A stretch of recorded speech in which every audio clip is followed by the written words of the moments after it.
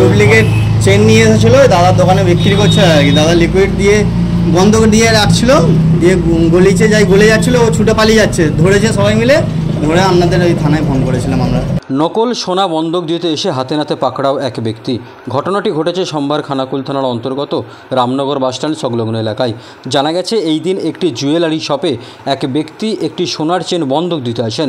দোকানদার পরীক্ষা করে ধরে ফেলে এটি নকল বলে। তারপরেই দোকানদার ওই ব্যক্তিকে জিজ্ঞাসাবাদ করলে কথায় অসঙ্গতি মেলে। তারপরেই বন্ধক দিতে আসা লোকটি ওই দোকানদারের হাত থেকে সোনার চেনটি ছিনিয়ে নিয়ে দৌড় দেয়। সঙ্গে সঙ্গে স্থানীয়রা ধরে ফেলে তাকে। খবর দেওয়া হয় খানাকুল থানায়। ঘটনাস্থলে গিয়ে পৌঁছায় খানাকুল থানার পুলিশ। অবশেষে আটক করা হয় ওই ব্যক্তিকে।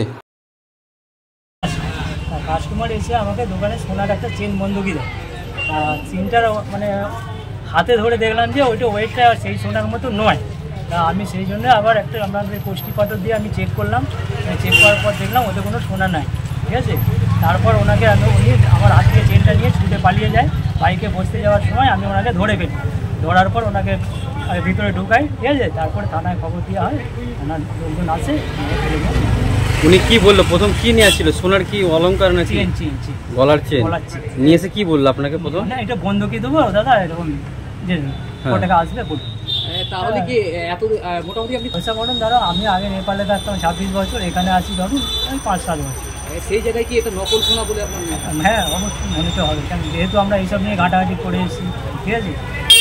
এইসব সম্বন্ধে আমার সব কিছু জানাও আছে, একটা টঞ্চ করা বললো, ডিজাইন করা বললো, আচ্ছা এই হিসাবে আমি সবগুলোই জানি। তাহলে কি এখনও তো পুলিশ ধরে নিয়ে গেছে? এখন পুলিশ থানায় কোন থানায় খবর দিয়েছিল? আপনার নাম কি? তারামাঝ। এর দোকানটা কোথায়? রামনগর। আর যিনি বন্ধক দিতে আসছিলেন নকল সোনা বলছেন?